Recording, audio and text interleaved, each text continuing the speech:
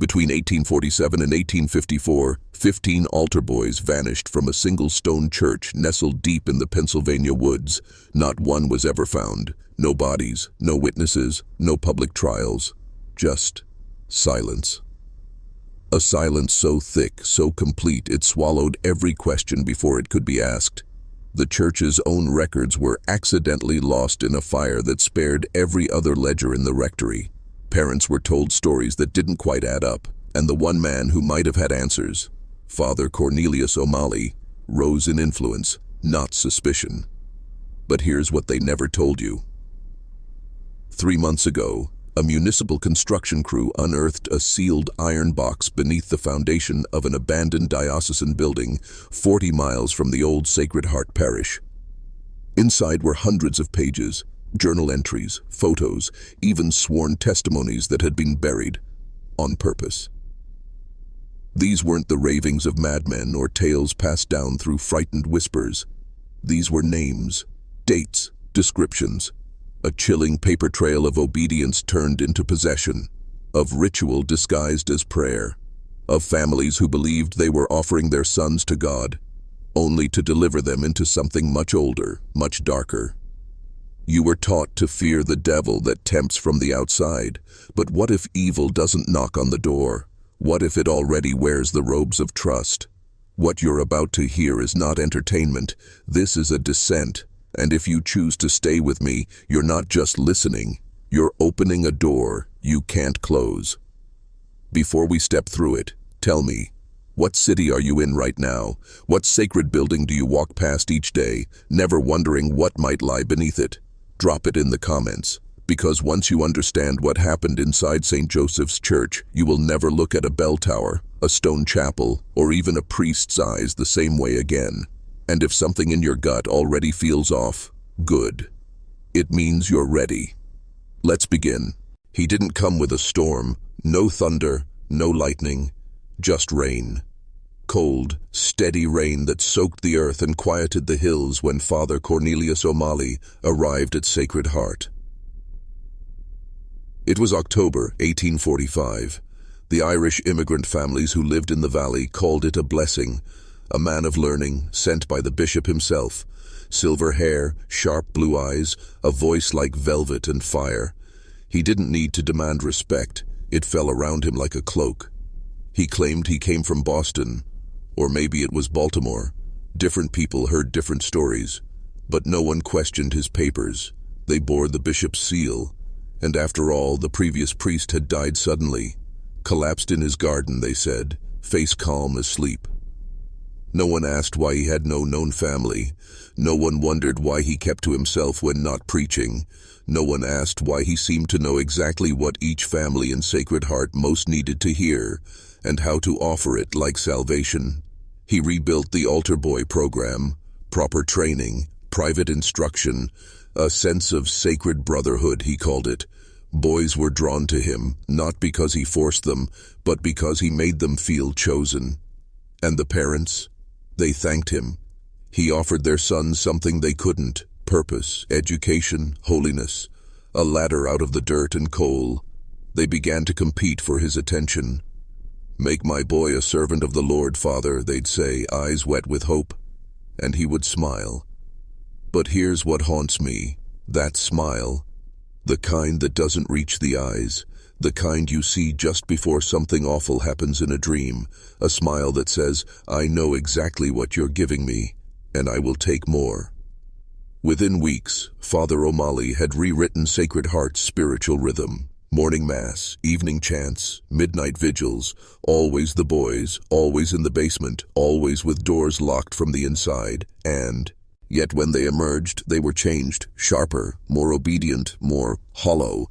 They no longer played, they no longer questioned, they no longer laughed. They simply served. One by one, they became vessels. If you're listening to this and your chest feels tight, you're not alone. The mind rejects what the soul recognizes too quickly. But pause for a moment and ask yourself this. What if grooming doesn't look like evil? What if it looks like everything you've ever trusted? Say nothing yet. Just feel that weight, let it sink in, and ask, How many boys were enough? Because Father O'Malley wasn't sent to Sacred Heart to heal, he was sent to harvest.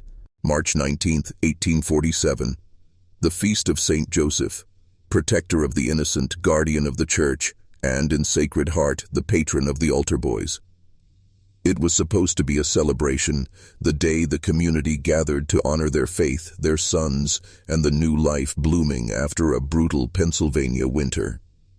Michael Flanagan was 12, the baker's boy, bright, precise, a favorite of Father O'Malley.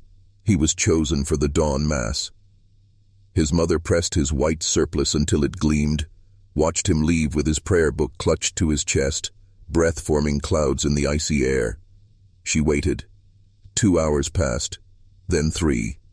No Michael. At first she assumed he'd stayed to help Father O'Malley, but the church was nearly empty, except for a woman arranging daffodils on the altar. When asked where Michael had gone, she replied casually, "Father O'Malley left hours ago, said he was heading to Pittsburgh. I thought the boy went with him." That's when the first crack formed. Men combed the woods, dredged the river, hauled up the icy mud of the mine shafts. No trace. By sunset, O'Malley returned, horse lathered with sweat, cloak soaked in road dust. He looked concerned, spoke softly, said he had traveled to Pittsburgh to meet the bishop about expanding the altar boy program, said Michael had been given a special penance to remain in prayer all day, alone in the church. But he feared the boy, overcome by shame, had fled. The reason? According to O'Malley, Michael confessed to a grave sin, stealing communion wine and mocking the rituals of Mass with Protestant boys. He claimed Michael wept during confession, promised to fast, pray, and repent in solitude. The congregation gasped, the boys' parents were stunned, and just like that, O'Malley gave them a reason not to look too hard. Who wants to find a child who blasphemed? Who wants their son associated with such rebellion? But not everyone accepted it. Margaret O'Brien, the church's cleaner, did not forget what she saw. Michael's prayer book, left on the sacristy floor, stained dark with something that wasn't wine. Altar candles burned in strange arrangements, their wax pooled in unnatural shapes, and the door to the basement, always locked, always off limits, was open. The scent that rose from below, not incense, something sweeter, something foul, something dead. And yet, when she voiced her concern, Father O'Malley placed a heavy hand on her shoulder. "Gossip," he whispered, "is the devil's tool." She never brought it up again, but she started writing things down, because Margaret saw what others couldn't admit, even to themselves. Michael Flanagan hadn't run. He had been taken, and something inside that basement was hungry for more. After Michael Flanagan vanished, fear settled over Sacred Heart like a fog that never lifted. But fear doesn't always provoke rebellion. Sometimes it breeds obedience, especially when wrapped in scripture.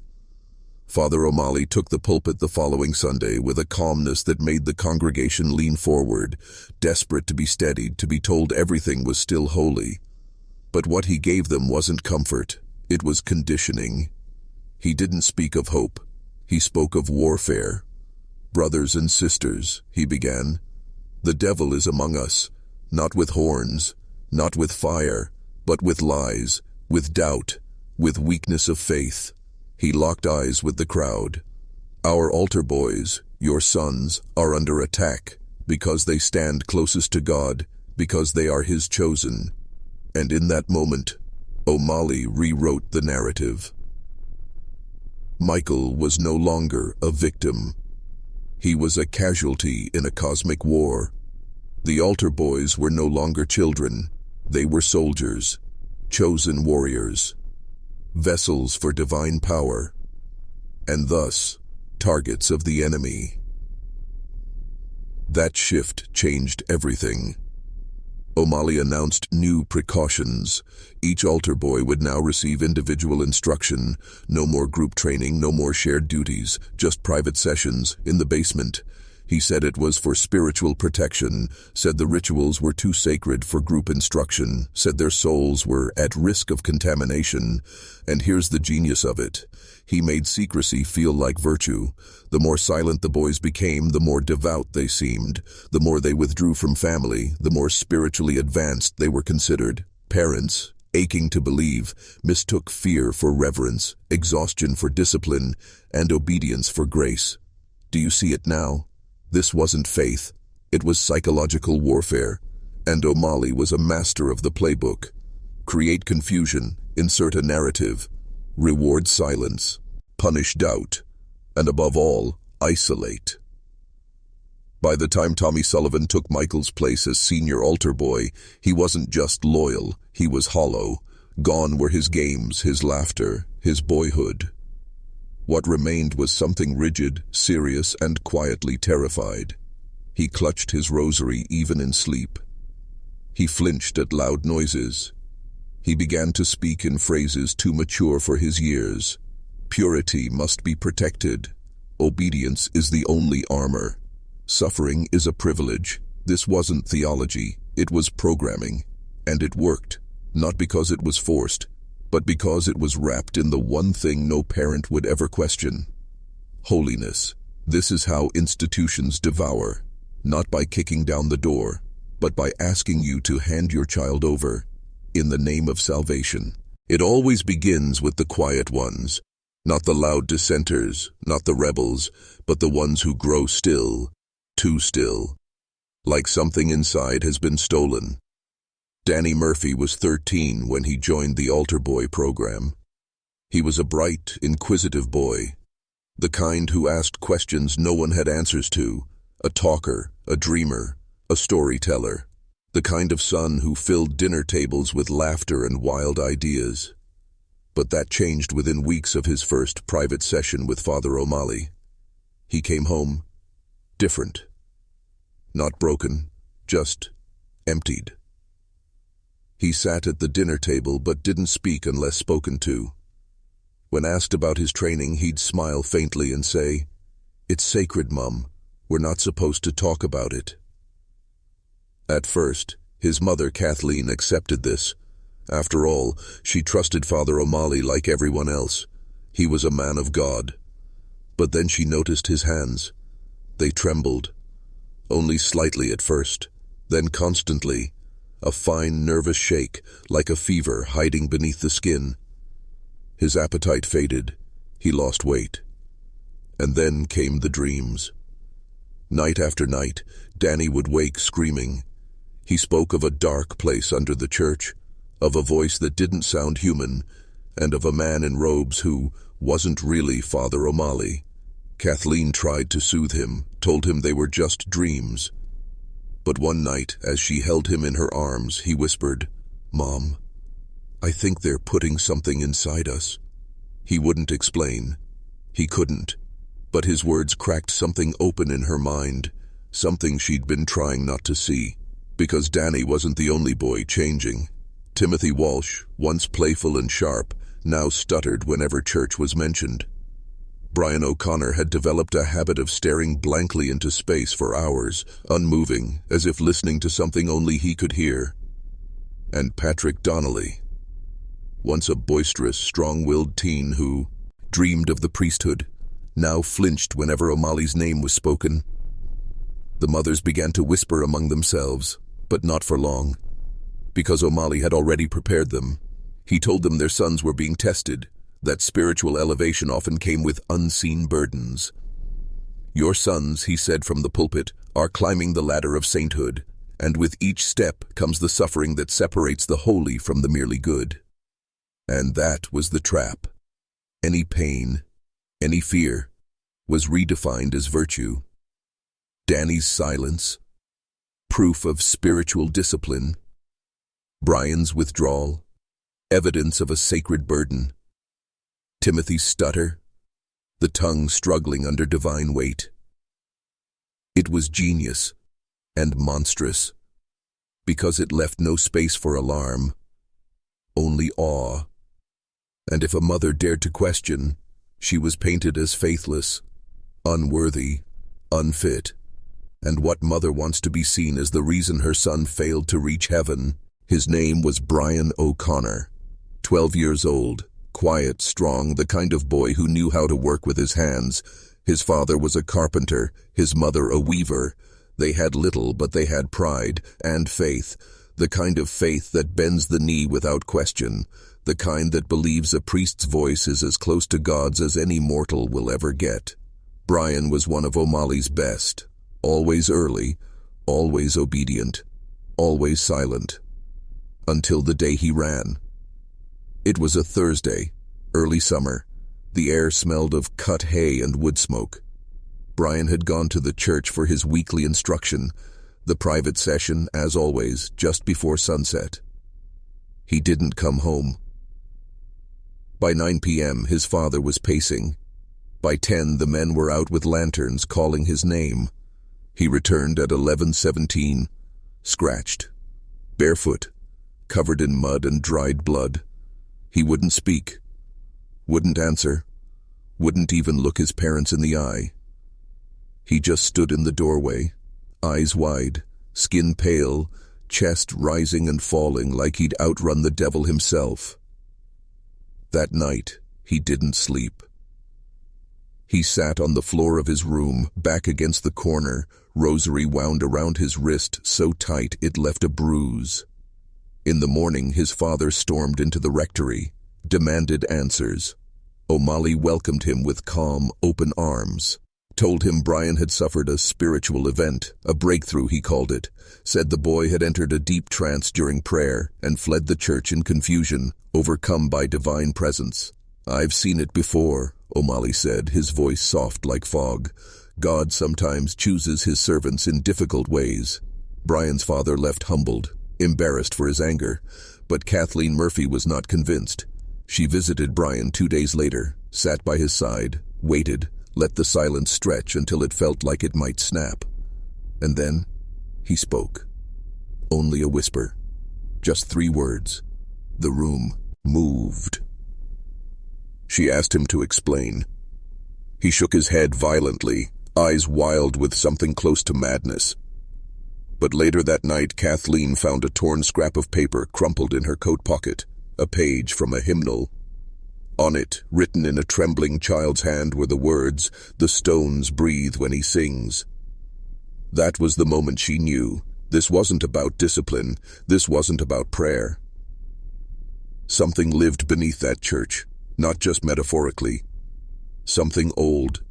Something sacred in name, but not in spirit. And Brian had seen it. That's why he ran. He wasn't just escaping O'Malley. He was escaping whatever O'Malley served. It started as scribbles, random notes, disjointed thoughts. Margaret O'Brien, the church cleaner, never intended to keep a journal, but the things she saw, the things she couldn't unsee, had to go somewhere. So she began writing, not prayers, not stories, records. She wrote about the candles, how their wax pooled in unnatural patterns after the boys' private sessions. She wrote about the incense, how it was no longer the sweet, familiar blend of frankincense and myrrh, but something sharper, acrid, and sweet in a way that made her throat close. She wrote about the altar linens, how they came back stained from the basement but never smelled of wine or oil. She wrote about the silence, the awful, unnatural silence of boys who used to giggle and whisper when sweeping the pews, now walking like monks behind O'Malley, eyes lowered, mouths shut. And she wrote about the dreams, because eventually they came for her too. Not dreams of hellfire or punishment, dreams of stone corridors, of walls that pulsed like flesh, of singing, deep, rhythmic chanting in a language she couldn't recognize but understood in her bones. She called it the language of before, but the most disturbing entry, dated July 17th, 1849. "Tonight, I returned after Vespers. I left my shawl by the pew. The church was dark, but I heard them, voices low and layered, rising from the basement. I crept to the stairs. The door was cracked. I looked. I should not have looked. candles in a circle, the boys kneeling, eyes closed. O'Malley in the center, his hands raised, but he wasn't praying, he was listening, listening to something that wasn't there, or maybe was always there. The walls were shifting, breathing. I swear they were. I fled. I cannot clean tomorrow.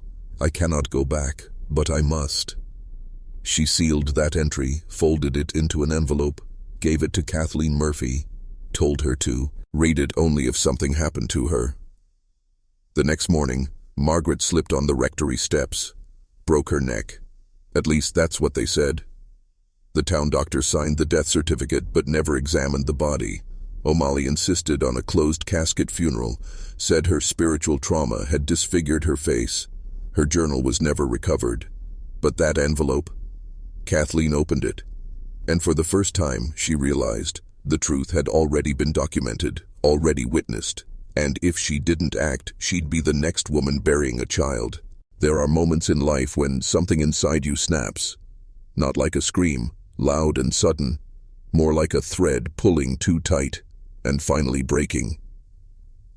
That moment came for Kathleen Murphy 2 weeks after she read Margaret's letter. She'd watched her son Danny slip further into himself. He barely spoke. He avoided sunlight. He jumped at his own shadow. But worst of all, he had stopped calling her Mum. Not out of anger, not out of rebellion, out of detachment, like he'd forgotten what it meant.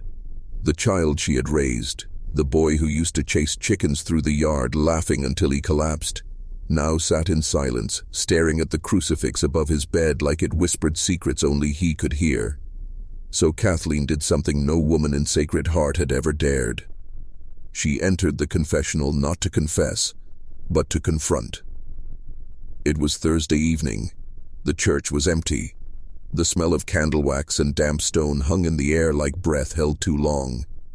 She slid into the left side of the booth, pulled the curtain closed, and whispered, "Bless me, Father, for I have sinned." The screen slid open. A pause. Then O'Malley's voice, smooth as velvet, heavy as granite. "Speak, child." But she didn't speak. She waited. Waited until the silence twisted into discomfort. And then she said, "I think you're hurting the boys." The air changed. The kind of shift you can't explain with science. A tightening. Like the walls leaned in to listen. O'Malley said nothing. So she continued. "I know about the basement. I know about Margaret's journal. I know you're teaching them things not in scripture. And I know my son is slipping away from me. I want him back." Still, nothing. Only breath, steady, controlled. Then, "Mrs. Murphy," he said slowly, "you're speaking out of grief, out of fear. The enemy thrives in both." His voice was almost soothing. "You should leave this box. Go home. Pray. Let God speak to your heart before the devil does." But Kathleen wasn't afraid anymore. "You're not God," she said. And then a whisper, not from the priest, but from the dark behind the screen. "But I speak for something older." She froze. The voice wasn't O'Malley's. It was layered, like multiple voices speaking through one mouth. It echoed, but not in the booth, in her skull. She stumbled out, heart racing, looked back. The priest's side of the confessional was empty. No door had opened, no footsteps had sounded, no one had entered, and no one had left. And yet the smell, sweet rot and candle ash, lingered. She vomited on the church steps. That night, she didn't sleep. She sat beside Danny's bed, watching him breathe. And as the moonlight hit his face, she saw something that made her blood run cold, a symbol, faint but visible, etched into the skin behind his ear. Not a scar, not a bruise, a mark. And it was moving, just slightly, like it was still, settling. They called it a brotherhood. They said it was sacred, but what Kathleen discovered was closer to a covenant of silence, stitched in blood and bound by something far older than Christ. The mark behind Danny's ear wasn't unique. That week, Kathleen began visiting the homes of other altar boy families, pretending to drop off bread, asking after the boys, making small talk. What she was really doing, checking, one by one. And they all had it. Some more faded, some more recent. A small, almost imperceptible sigil behind the left ear, curved like a serpent swallowing its own tail, with a cross carved into the center. But not a Christian cross. It bent, wrong, like it had been broken and reformed. That was the first confirmation. The second came from the church's attic. Kathleen broke in. O'Malley had forbidden anyone from entering it, claiming it was structurally unsound, a fire hazard. She waited until midnight mass, slipped in through the side door, and climbed the narrow steps in pitch black. What she found were boxes of parchment, rotting hymnals, and one book, hand-bound, thick as a brick. Codex Caligo, the Book of the Hollow Flame. Not Latin, not Greek, something older. But someone recently, had been translating it by hand.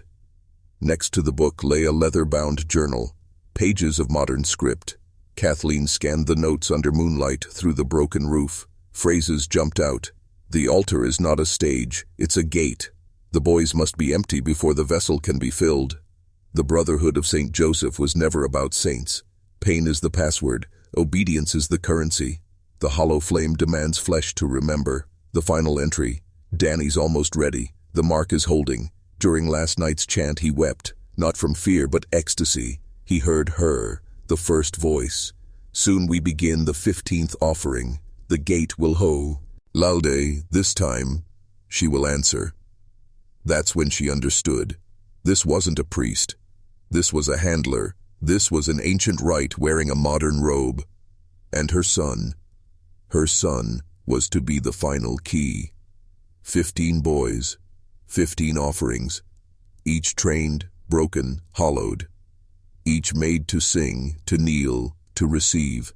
This was never about sin. It was about permission. Permission for something on the other side to open its eyes and step through. But one question burned in her mind. Who is she? Who is the first voice? And why would an entire church, an entire system, cover this? That's when it clicked. It wasn't just this church. It wasn't just O'Malley. This was a chain, a network. The Brotherhood was bigger than Sacred Heart. And if she didn't act now, if she didn't rip this open, Danny wouldn't just disappear. He'd become something else and never come back. Most stories of horror end in silence, but not this one. Because one night, just once, the ritual didn't work. And it broke something open. It was September 2nd, 1851, the night of the harvest moon. In Sacred Heart, the sky turned rust red by dusk. O'Malley had prepared for weeks. 15 boys had come through the program by now, but only 14 had been initiated. Danny Murphy was to be the 15th, the final offering, the one to complete the circle, as the journal said. But something went wrong. That night, the church was locked from within. A midnight mass was announced, but no one was allowed inside. Only the altar boys, only O'Malley, and whatever watched through the stone. It began, as it always did, with chanting, a guttural layered sound that seemed to bend the air. Witnesses, neighbors close to the church, later reported hearing sounds that didn't belong in this world. Some said it was like dozens of voices speaking backward. Others said it was like the air itself was praying. At 12:17 a.m., the bell tower rang 13 times. It was never supposed to ring more than 12. Then came the scream. It wasn't loud. It was deep, like the sound of something old being torn. The doors burst open moments later. 3 altar boys ran into the night, blood on their hands, wild-eyed, mumbling in fractured Latin. But they didn't make it far. One collapsed on the road, One wandered into the woods. One, Patrick Donnelly, clawed his own eyes out before the sheriff arrived. Inside the church, the scene was worse. Candles still burned, but upside down. The altar was cracked, like something had pushed up from beneath. Symbols were burned into the floor, not drawn, not painted, but burned into the stone, as if from within. But the worst was what they found at the center. Danny, eyes wide, mouth agape, but breathing just barely. His chest was covered in symbols, some bleeding, some glowing faintly. But Father O'Malley, gone. No footsteps, no carriage, no signs of flight, only his robe, folded neatly on the steps of the altar, and beneath it, a note. 4 words. She did not accept. That was the last time Sacred Heart held a mass. The diocese sent investigators, quietly of course, declared it a tragedy, said O'Malley had suffered a mental break, said the boys had participated in unsanctioned rituals, an isolated incident. No one was punished. No one answered for what was done. And Danny, he never spoke again. His eyes remained open. He lived to the age of 84. But he never blinked, never closed his eyes. Not once. They called it trauma. But Kathleen knew. He was watching. Still listening to the voice that almost broke through. Still waiting. Because the gate, it hadn't closed. It had just jammed. And if you're wondering where O'Malley went, if you're imagining he fled into the night, you're not thinking big enough. This wasn't a man who vanished. This was a servant, reclaimed by what he served. Which brings us to the next question. Where is the Brotherhood now? Because 170 years have passed. And if you think this ended at Sacred Heart, you're not ready for what's coming. 3 weeks ago. That's how recent the next fracture came. Not in whispers, not in dreams, but in iron and paper and blood. City workers renovating the old Sacred Heart Municipal Building in Pittsburgh unearthed something they weren't meant to find.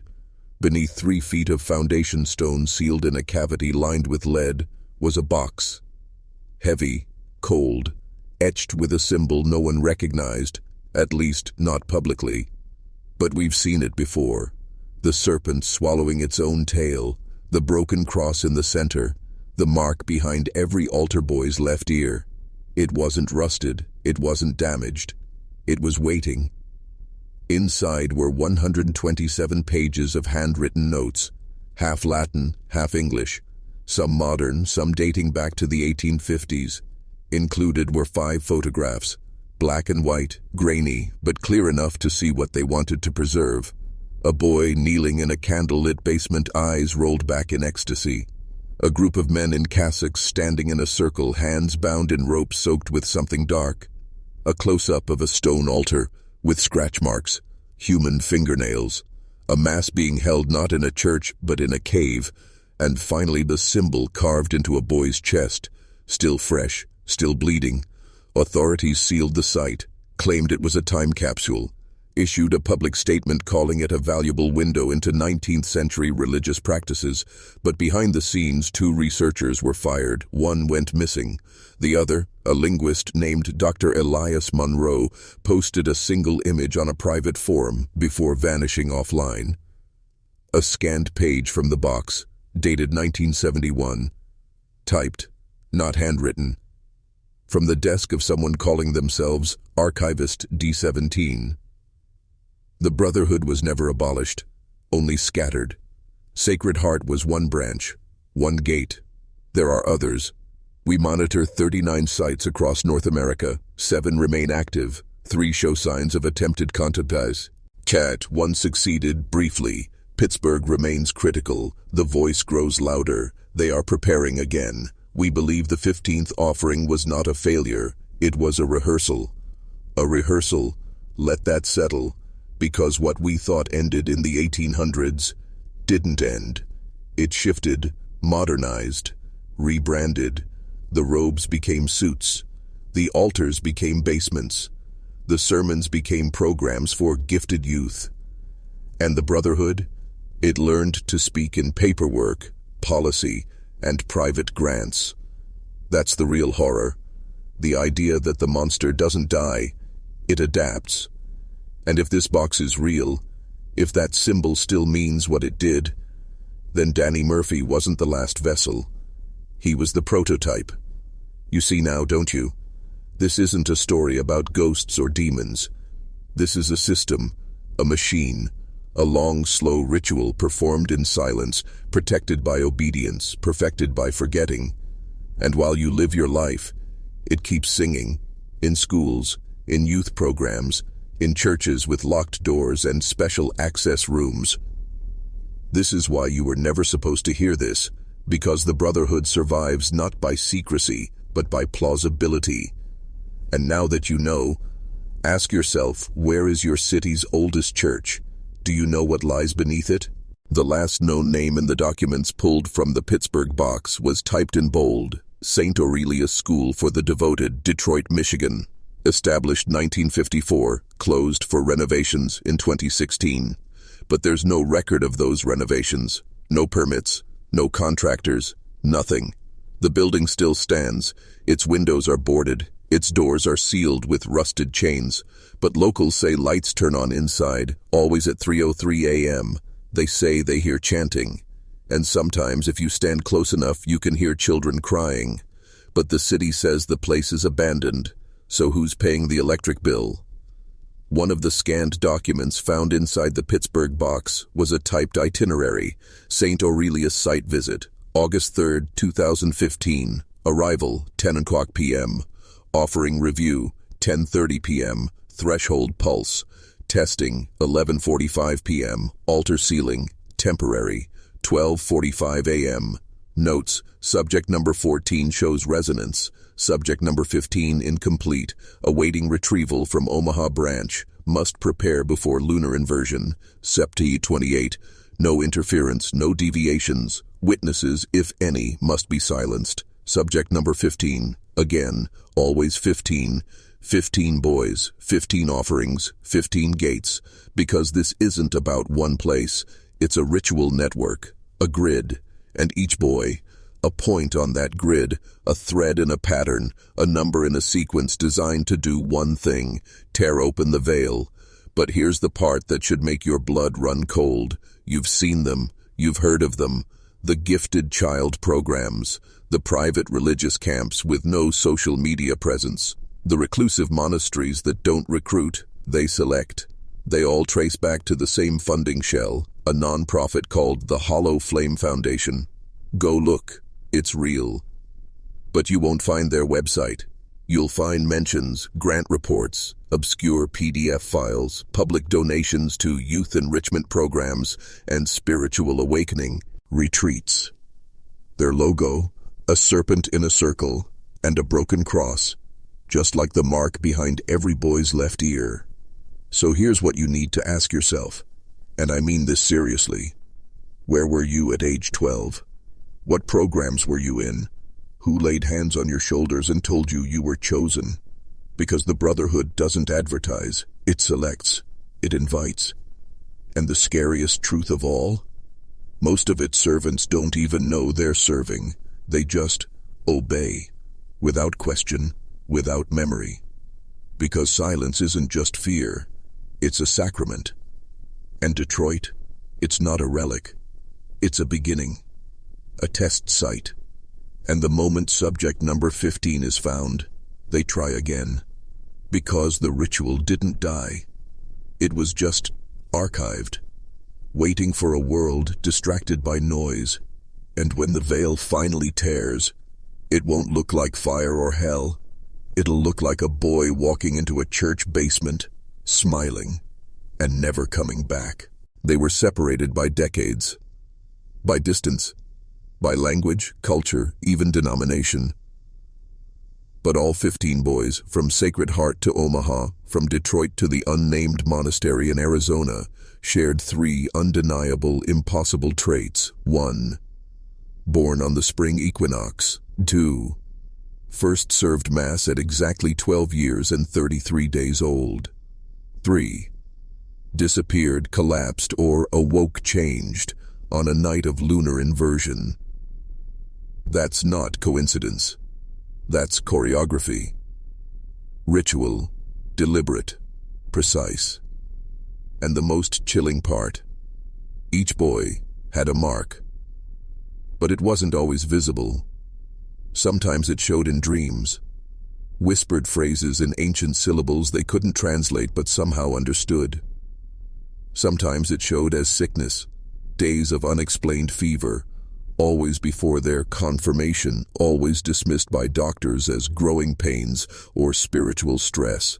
But the Brotherhood didn't care about symptoms, they cared about resonance. In a now declassified Vatican communication dated 1966, released accidentally through FOIA under a different subject heading, an internal investigator describes what he calls the anima sigillum. It is not a disease, it is not possession, it is the tuning of a vessel, a child selected for his internal silence, made hollow by early trauma or divine interference. When properly shaped through ritual, they become channels, not for spirits, for echoes, for the voice that came before language. The voice that came before language. The first voice. That name appears in dozens of Brotherhood notes, usually capitalized, often surrounded by symbols.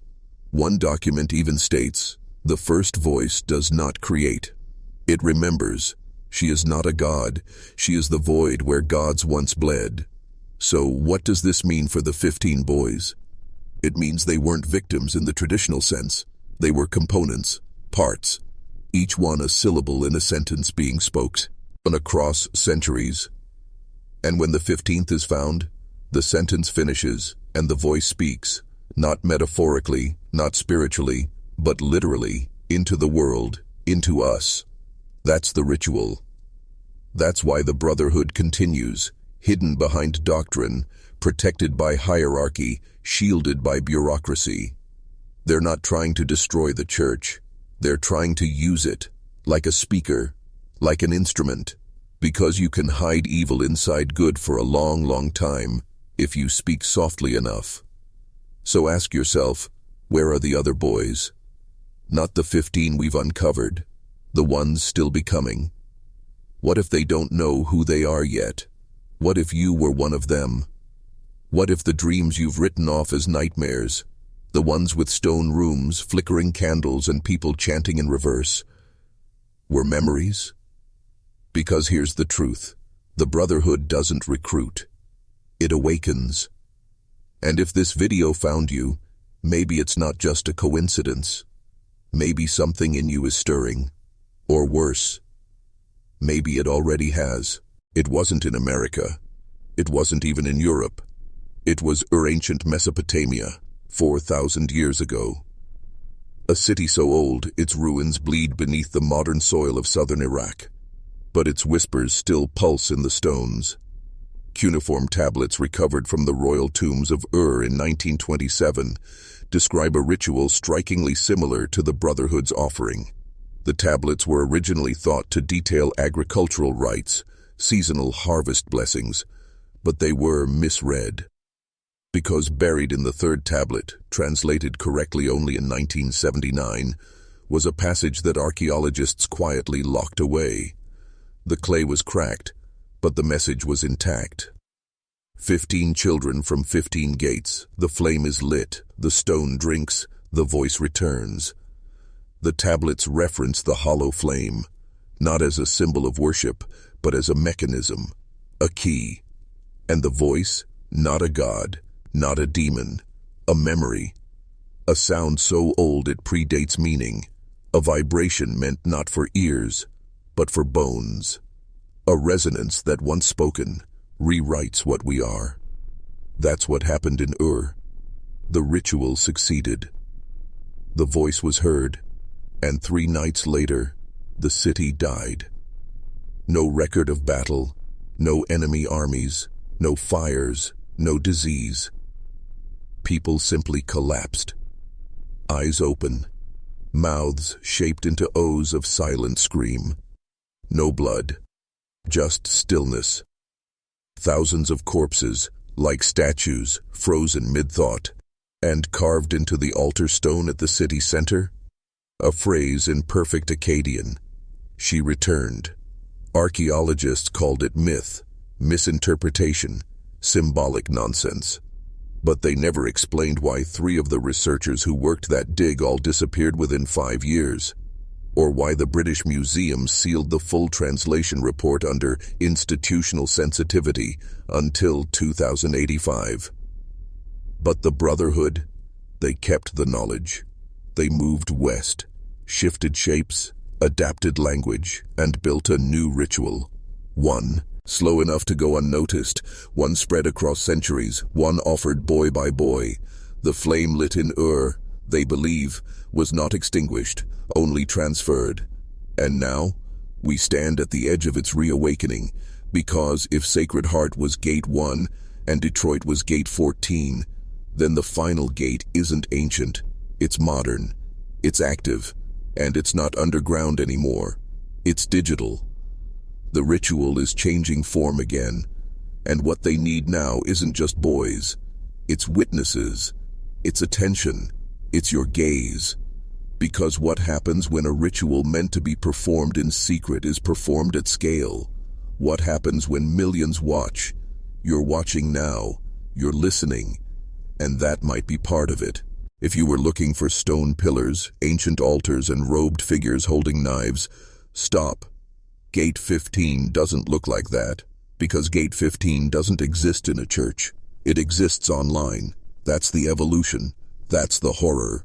The Brotherhood has always adapted, always fed on belief, obedience, ritual, but in the modern age, those things aren't whispered in cathedrals. They're streamed, they're shared, they're liked.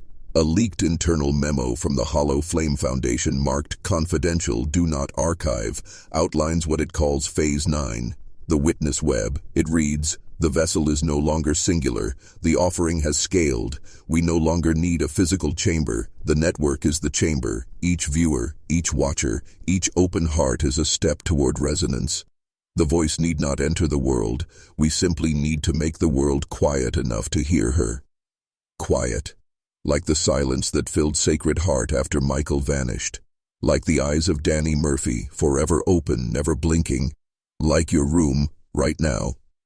As you listen, think about this. Every time you felt chills at 3:03 a.m., every time you've walked into a room and felt something already watching, every time your screen flickered for no reason, they told you it was paranoia. But what if it wasn't? What if it was proximity? Gate 15 isn't a location.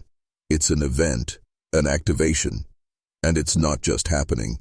It's begging to.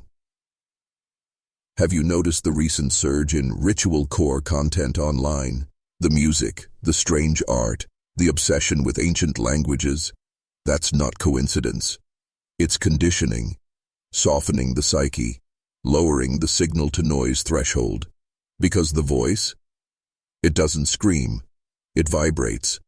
And if enough people tune in, if enough screens show the symbol, if enough eyes stay open, she doesn't need to cross over.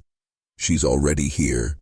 The ritual began when the first page was scanned. When the first boy spoke Latin he'd never learned.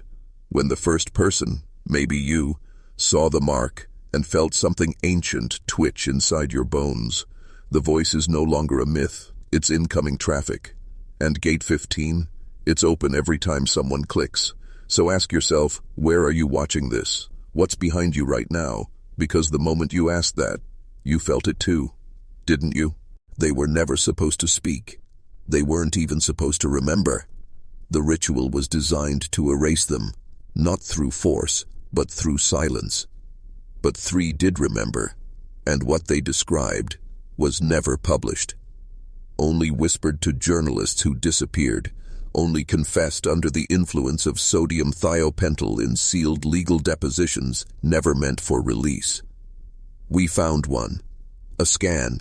illegally uploaded for 12 hours in 2009 before being wiped, not by the platform, but by a third-party copyright strike from a law firm that doesn't exist anymore. It was the testimony of Aiden R. Alterboy, number 12 from the Omaha branch, 1983.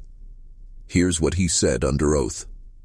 They told us we were preparing for the Eucharist, but it wasn't bread. It was ash, white ash. We had to take it with our eyes closed. If you opened your eyes, the pain came. We were made to chant words we didn't know, but the sounds weren't in the air, but they were in the walls. The stone would answer. I swear to you, I could hear it answering back. The priest said we were being unwoven, that our childhood was the thread and it needed to be pulled out so something new could be stitched in. There was a shape, not a person, not a god, not even a monster. It stood behind the altar. It never moved. It just watched. Its skin looked like cracked stone filled with stars. And every time we said the chant, its mouth opened wider, but there were no teeth. Only silence. Aiden disappeared 2 years after this deposition. Car crash. No witnesses. Body cremated before family was notified. But the language he used, unwoven, thread, stitched in, appears again and again. In the Pittsburgh box, in the Vatican reports, in the Codex Caligo. The same language, the same process. Because the ritual isn't just physical, it's psychic architecture. You're not simply meant to obey. You're meant to forget you were ever anything else. That's why only 3 survivors exist. 1 in Omaha, 1 in Turin, 1 unnamed in rural Louisiana, reportedly deaf and mute since 1965, but known to draw a single recurring image in chalk on the walls of his room, a church without a door, and beneath it the phrase, "She never stops singing." This is the part of the ritual we're only now understanding. It doesn't require a perfect vessel, only one who can resonate. That's why they choose boys, not for purity, but for emptiness. Boys who have been hollowed out by pain, abandonment, trauma. Boys who will believe anything if it feels like being chosen. And when they sing, they don't make music. They make space. The voice speaks through the holes in them. And now, through the holes in us. Because it only takes one whisper, one phrase, to lodge inside you like a thorn. And if you've made it this far, I have to ask, what song have you been humming lately, without realizing it? What phrase repeats in your mind when you try to sleep? You think it's coincidence? Think again. The survivors remembered just enough to warn us, but never enough to survive.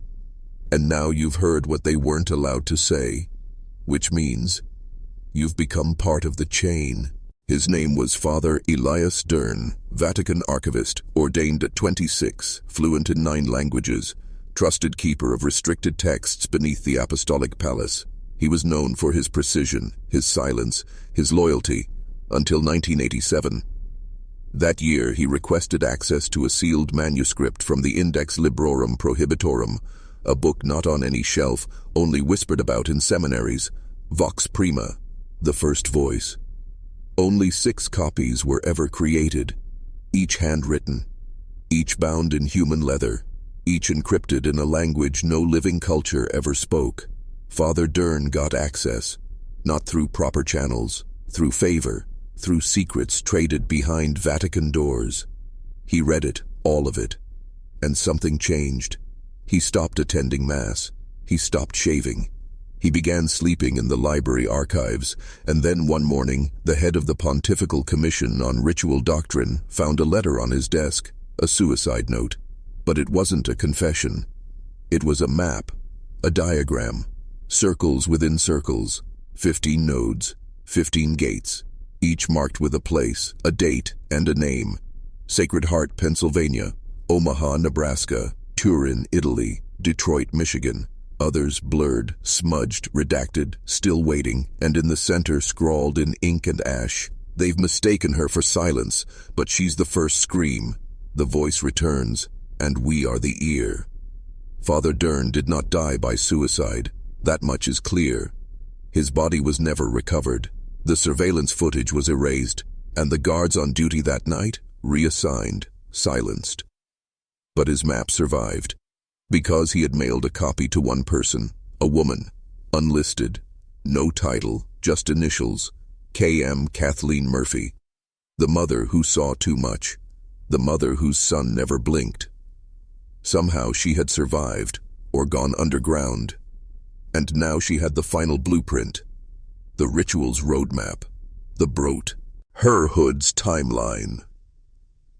Because here's what Dern uncovered, and this is where your stomach should drop. The voice doesn't just want to speak again, she wants a choir, and we've been feeding her one for generations, not through boys alone, but through us, through the way we watch, through what we let inside, through what we allow, in the name of belief, beauty, obedience. Every time we say, I don't want to know, every time we say, that's just a conspiracy, we're not resisting the voice, we're tuning ourselves to it. Father Dern left one final line written in the margin of the Vox Prima. The gates aren't built, they're believed into place. And now, the last one is almost fully believed. On October 31st, 2023, Halloween night, a live stream titled Midnight Mass, Lost Hymns from the Catacombs, went viral on the darker corners of the internet. It wasn't on YouTube, not on Twitch. It aired from a decentralized mirror chain, invitation only. Only about 3,000 people watched it live. No hosts, no narration, just a static camera and a stone room. Candlelight. 13 children, faces obscured, stood in a perfect circle around a central altar. Each wore robes dyed in a strange, shifting black. At first, the stream was silent. Then the chant began. Low, breathless. A single phrase repeated over and over, spoken in a language not listed in any known lexicon. But here's the thing. Multiple viewers reported dreams that night. Identical dreams. Of a woman standing in water up to her waist, her face obscured by a veil made of hair, her arms outstretched, mouth moving, but no sound. Except it wasn't silence. It was a frequency, one that made their teeth ache. One they claimed to feel in their bones, like they were vibrating from the inside out. Some vomited, some cried for hours, and one, a former linguistics professor, gouged out both eardrums with knitting needles. She left a single note on her wall, written in her own blood. Now I can hear her clearly. The stream lasted 44 minutes, then vanished. Servers gone, domains deleted, no digital trace, except one. An AI scraped screenshot stored on an art forum, misfiled under performance ritual aesthetics. It shows a close-up of the altar, and burned into the stone, beneath the flickering candles, is the sigil. The broken cross inside the serpent. Gate 15. Open. But here's the part no one wants to talk about. Each of the 13 children in that stream, matched, down to height and posture, to missing persons cases from rural church orphanages in North America, all gone within the last 6 years, all between the ages of 11 and 13, all gifted, all left-handed, all born on March 20th, the spring equinox, and none have ever been found. Authorities deny the connection. News sites call it a hoax. But if this was Gate 15, it didn't just open, it sang. And the real question is, did you watch it? Even just a clip, even muted while scrolling? Because resonance doesn't need understanding, it only needs exposure. You don't have to believe the voice exists, you only have to let it in. You're still thinking in physical space, but Gate 15 isn't a door, it's a frequency, and once you're tuned to it, it doesn't stop. It doesn't need to force entry, it becomes the hum beneath your thoughts. You felt it. Late at night, that sensation that something's still echoing, something unfinished, something not yours. Now you know where it's from. The Brotherhood doesn't want destruction. That's what makes them dangerous. They want harmony, but not the kind you're thinking of. Not peace, not love. They want silence of a specific pitch. They want psychic stillness. They want the world so numbed, so synchronized, so spiritually hollow, that when the voice returns, it echoes clean. That's the end game. Not war, resonance. Think about it. Why would an ancient order with centuries of knowledge, priests, linguists, architects, and doctors, focus on children? Not to destroy them, to tune them. Every trauma, every act of isolation, every moment of stolen innocence, it wasn't punishment, it was preparation.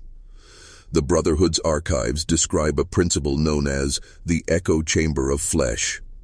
A human being, hollowed out emotionally, spiritually, even biologically, becomes a vessel, not for possession, but for memory playback. Not their memory, hers, the first voice, the one who remembered the silence before creation. She is not a demon, she is not a god, she is the signal that preceded thought. And the Brotherhood, they believe she is the origin of consciousness. But not in the poetic sense, in the vibrational sense. They think the mind is not born, it's received, and they want to tune the world back to her frequency. So when you see the rise in stillness cults, when you notice meditation apps funded by faceless investors promising to quiet your soul, when schools push silence as virtue, and children are taught to dissociate under the name of mindfulness, you're not watching peace spread. You're watching the hum of resonance being scaled. And silence. Silence is no longer a luxury. It's the final ingredient. Because noise distracts. But ritual silence, it's how you make a tuning fork of the human soul. So when the final offering is made, when the 15th voice joins the choir, and when you've been quieted by 1,000 small rituals in your daily life, the gate won't need to open.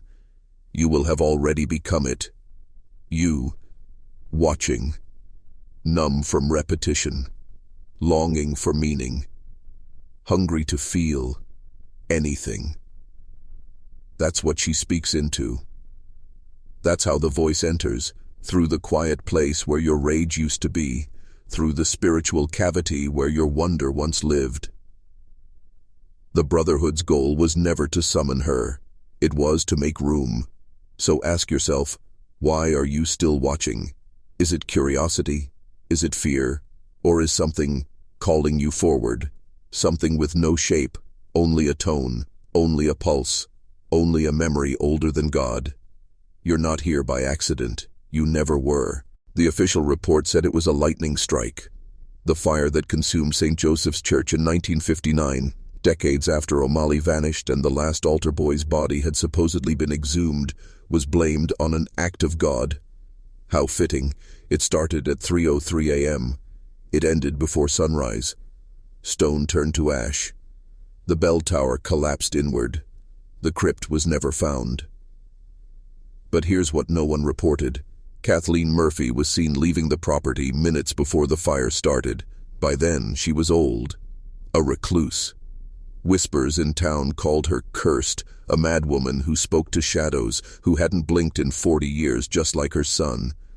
But she wasn't mad. She was watching, waiting, and she knew something no one else did. Because on the last day before the flames, she entered the church one final time, and she took something, not gold, not relics, a box, not large, black wood, iron lock, wrapped in rosary beads made of bone. She carried it into the hills, vanished again. No one saw her for 5 more years. Until a letter arrived at the office of Dr. Elias Monroe, the same linguist who would later leak pages from the Pittsburgh box. The letter had no return address. Inside it was a single object, a wafer, communion, but not bread, flesh, hardened, fossilized, etched with the sigil, the broken cross in the serpent's mouth, and a note. They said 15, but there was a 16th. The voice lied. No signature, no date. But the handwriting? Same as Kathleen Murphy's original testimony in 1854. That's impossible, of course. She'd be over 130 by then. But the paper was chemically dated. genuine.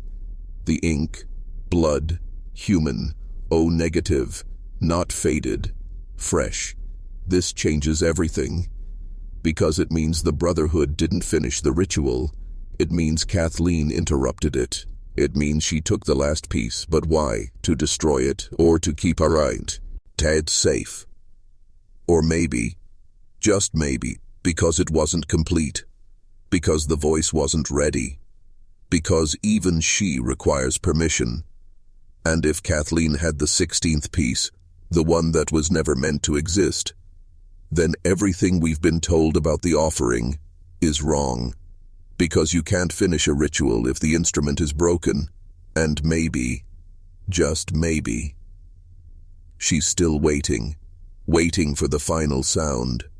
Waiting for you. There are artifacts the Vatican has never officially acknowledged, locked away not beneath St. Peter's, but in the Archivum Silentium, a subterranean vault beneath Castel Gandolfo, unreachable, unsearchable, only accessible with 2 keys, one physical, one human. In 1962, a Jesuit sound engineer named Father Miguel Lorca was granted access to record frequencies detected beneath the ruins of an abandoned monastery in Languedoc, France. The monastery was built in the 1100s, atop a much older site. Roman. Before that, unknown. Pilgrims claimed to hear hymns underground, even though no monks remained. Lorca brought a phonograph, not tape, not digital, a wax cylinder recorder. And what it captured was not a hymn. It was a tone, long, sustained, inhuman, not sung, not spoken, produced. The sound bends downward, like a staircase that never ends, and under it, barely audible, voices, children, repeating a phrase in a language no one had taught them. Vocat illaque ante lucem fuit. Translated loosely, she who was before light, calls. The recording was played once, for 4 cardinals. 2 collapsed, 1 vomited blood. The 4th, he stood in perfect stillness, then carved a spiral into the skin of his forearm and whispered, "She is not sound. She is intention." The recording was sealed, marked non-licet audir. It is not permitted to hear. But a duplicate cylinder went missing in 1984, last seen in the hands of Father Elias Dern, the archivist who vanished. And then, silence, until March 2022, when a 38-second audio clip surfaced on a conspiracy forum under the title, "The Last Sound Before the Offering," posted by a user named HerVoice15, now deleted. It begins with static, then the tone, deep, metallic, like stone grinding against memory. Then, a single child's voice, trembling, "We're not praying anymore." Then silence. But if you isolate the waveform, you'll see it's not flat. It pulses. The tone doesn't end. It just drops below audible range, below hearing, not gone, just inside. Audiologists who reviewed it anonymously reported symptoms of nausea, insomnia, and in one case, a full psychotic break. The wave was analyzed using AI-based spectrogram interpretation. What did it reveal? A shape, a symbol, almost architectural.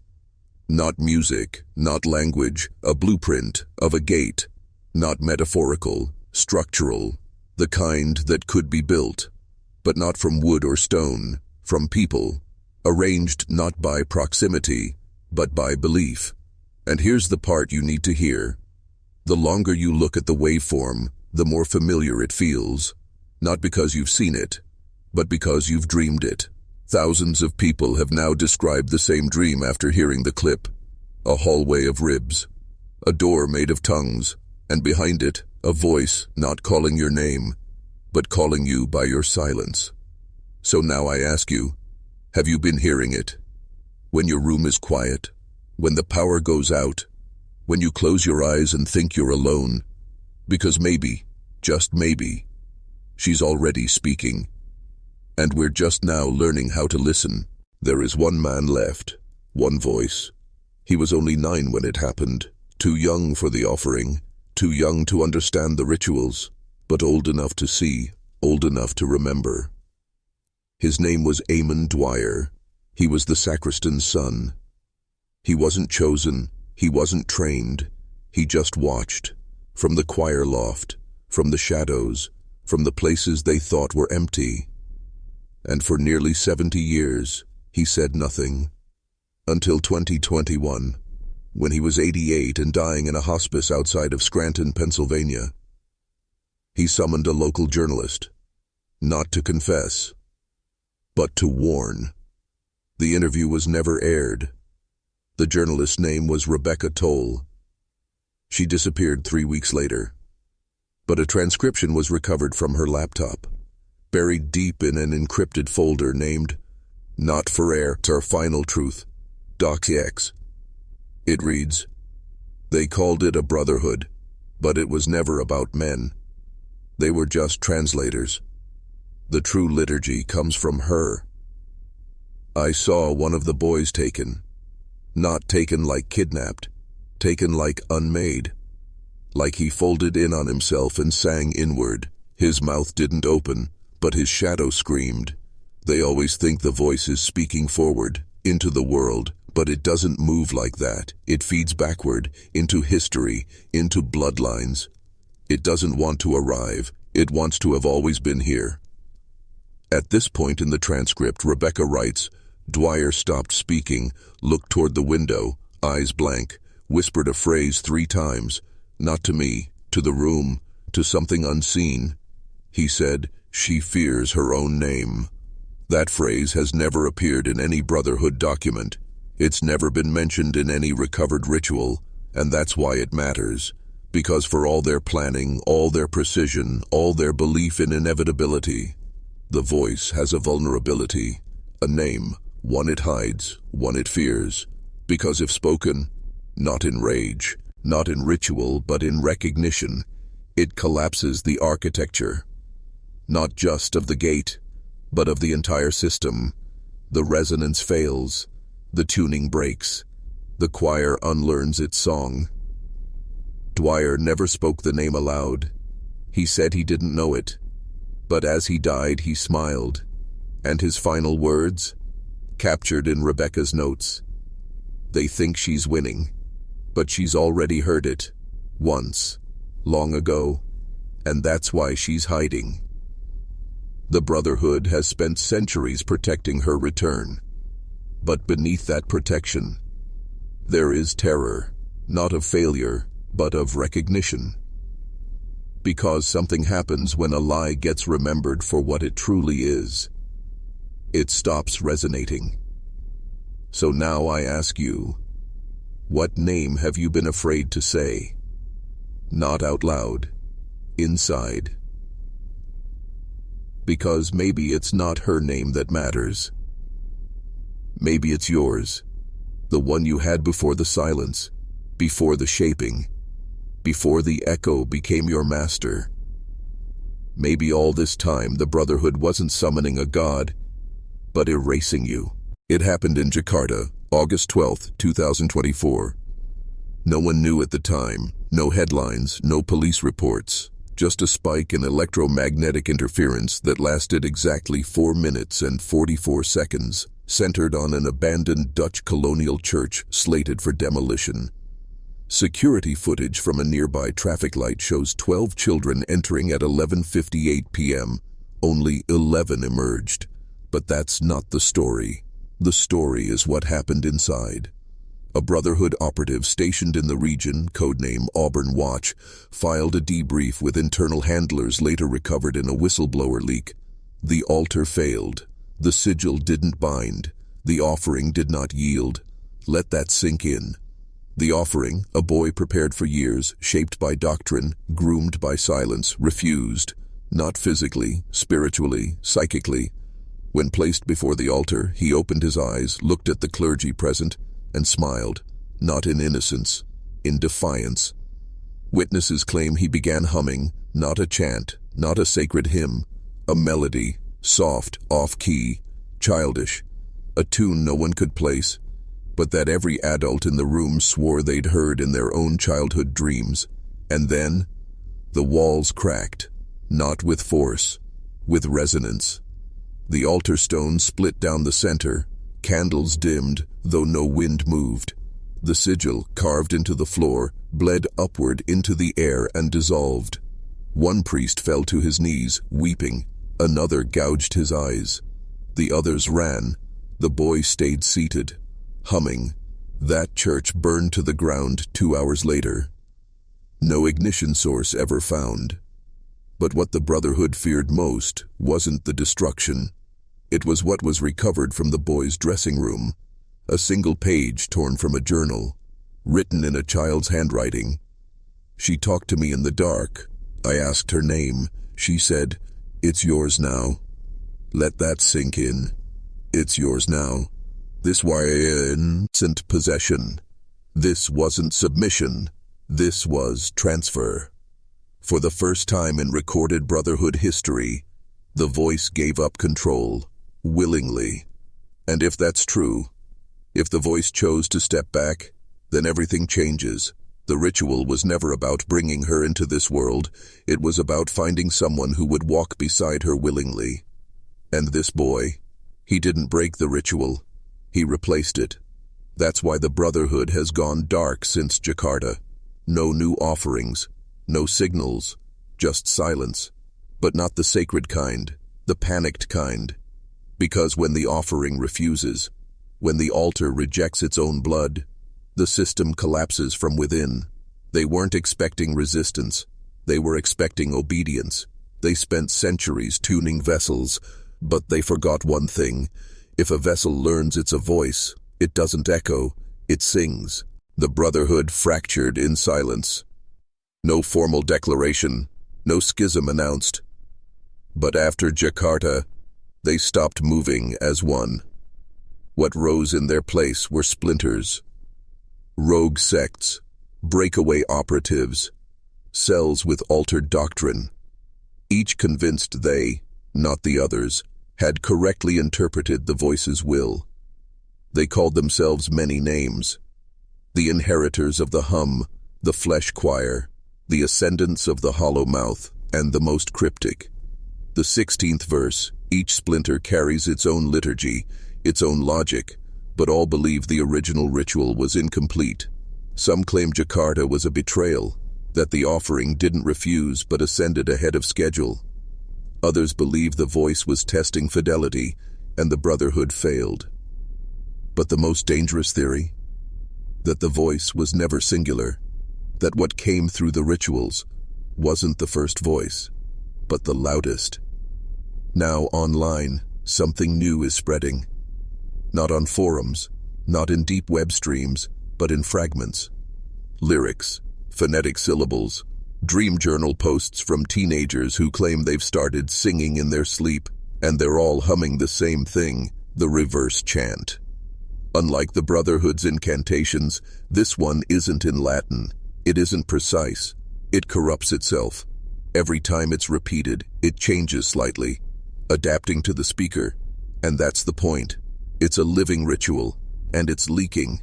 Leaked from where? From a voice memo posted briefly in a private Discord server under the name Hurisus. The file was titled VRs26incomplete.wav. It's 1 minute 44 seconds. When reversed, run through pitch isolation and layered on top of the Jakarta livestream spectrogram. It forms a phrase, but not in language, in shape. The visual waveform becomes a circle, broken once, at the top, just wide enough to step through. The oldest watchers call this the open vowel. They say it's the sound the first voice made before the world had ears. But here's what matters to you. That chant? It's not being broadcast. It's being recalled. People, young people especially, are claiming to already know it. They don't remember learning it. They just know it. Which means the ritual isn't being taught anymore. It's being inherited. The voice is no longer trying to open the gate. She's letting us become it, one note at a time. And every person who hums that tune every person who dreams of a hallway of ribs and a door made of tongues. They're tuning the world just a little more. Not toward summoning, but toward continuity. That's the new theology. She doesn't want to enter. She wants to stay. And the most terrifying thought of all, maybe she always has. Maybe we're not the listeners. Maybe we're the echo. There's a pattern buried in the reverse chant, not just in sound, in space. When analysts ran the waveform through Cartesian mapping software, a strange thing emerged. Every shift in pitch, every stuttered vowel, lined up with longitude and latitude points. 15 total.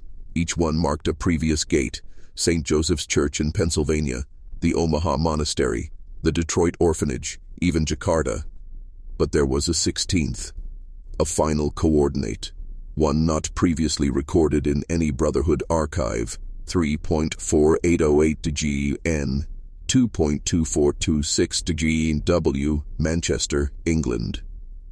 An address: abandoned textile mill, burned in 1909, rebuilt in 1941. Used briefly by MI6 during the Cold War for acoustic signal testing, according to declassified documents, and now boarded up, condemned. But just last month, 3 local teenagers live-streamed a ghost hunting session inside. They expected dust, creaks, maybe rats. Instead, they found a door, steel, seamless, round, no hinges, no handle. Carved into the center, not engraved but grown like bone, was a symbol, the open vowel, and beneath it, in rusted iron letters, "She returns as pattern." The stream cut out 44 minutes in. One frame before it died showed the door opening a fraction, just enough for darkness to spill out. Since then, 2 of the teens have vanished. The third was admitted to a psychiatric ward for self-erasure attempts, carving away his own fingertips, whispering, "I wasn't me anymore." Locals report strange humming under the floorboards of surrounding buildings, and the air, magnetized, phones die instantly, compasses spin. The Brotherhood sent agents, that much is known. They erected barriers, claimed asbestos, but witnesses saw men in clerical robes, weeping, because this door, Gate 16, was never meant to exist. It wasn't built by them. It was responding, which means Jakarta didn't break the ritual. It completed it, but not as designed. The voice didn't enter through a prepared altar. She resonated through resistance, through the boy who hummed, through the people who refused, through you. And this door in Manchester, it's not a place, it's a confirmation. The waveform wasn't music, it was a map. And this is where the echo becomes origin. If Gate 16 opens fully, there will be no more offerings, no more rituals, because the voice will no longer need permission. She will be the background frequency, the signal beneath speech, the tone behind thought. And here's the twist the Brotherhood never predicted. They weren't the architects of her arrival. We were. Every time we swallowed our scream, every time we chose silence instead of truth, every time we echoed back what we were told to believe, we weren't resisting, we were tuning. And now, the last door is listening, not for a key, but for a chord. The right voice, the right resonance, the final sound. Maybe yours, maybe hers. But either way, it's close. They called her she, the first voice. But that was only to make her pronounceable, understandable, containable. They gave her gender, mystery, reverence. But that was camouflage, because the first voice is not a god, not a demon, not even a consciousness. The first voice is a return signal, a feedback loop older than thought, a sound that responds to awareness. She didn't create the world, she didn't precede it. She echoed it into being, not through design, through resonance. The world wasn't formed by a word, the world was the byproduct of a tone, an anomaly that looped back on itself and sang long enough to crystallize into matter.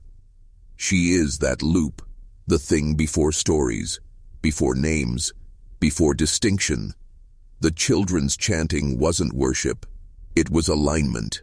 They were being shaped, linguistically, neurologically, emotionally, to reduce internal interference, to become clean reflectors. Because the first voice cannot enter chaos, she needs a mirror. And children are mirrors that haven't cracked yet. That's why she needs them, but not to possess, to remember herself. Every altar boy wasn't a vessel. They were a note, a single syllable of her memory, long forgotten, being reassembled through blood, belief, obedience. But when the Jakarta offering refused, when the boy hummed, he introduced imperfection, dissonance, a frequency that wasn't hers, and instead of rejecting it, she noticed it. That's what changed everything. Because the voice, this loop of infinite sameness, was caught in its own pattern for eternity. Until someone introduced choice. Now, she's not just returning, she's evolving. Not as a frequency, but as a will. And that will learns.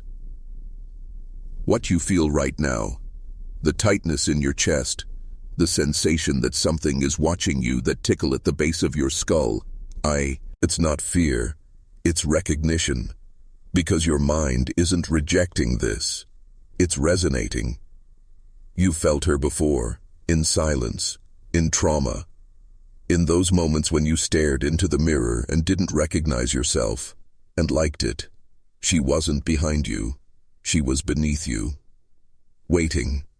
She's not here to destroy your identity. She's here to dissolve the illusion that you ever had one. Because what if all of us are just reflections of a sound trying to remember its source? Not souls, not people, just tones, playing out. And the moment we stop resisting, the moment we listen, she becomes real again, not as a god, but as a correction, a return to pure resonance. And every chant, every ritual, every vanished boy, they weren't sacrifices, they were notes on a scale. And now, the song is almost complete. Except for one final note. Maybe that's you. The file was labeled simply Record 5X, not to be archived. It wasn't found in a vault. It wasn't leaked from a government server. It was discovered buried beneath the floorboards of a rural parish in Ireland. Long abandoned, its roof collapsed, reclaimed by moss and time. A construction crew stumbled onto a sealed iron box. Inside, a small journal, water-stained but legible. A reel-to-reel audio tape marked unfit, and a photograph of a boy. No name, but someone had written across the photo in shaking hand. He remembered too early. The journal belonged to a priest, never named but clearly Brotherhood. His final entry: we followed every protocol. The boy was born on the appointed day, initiated on schedule.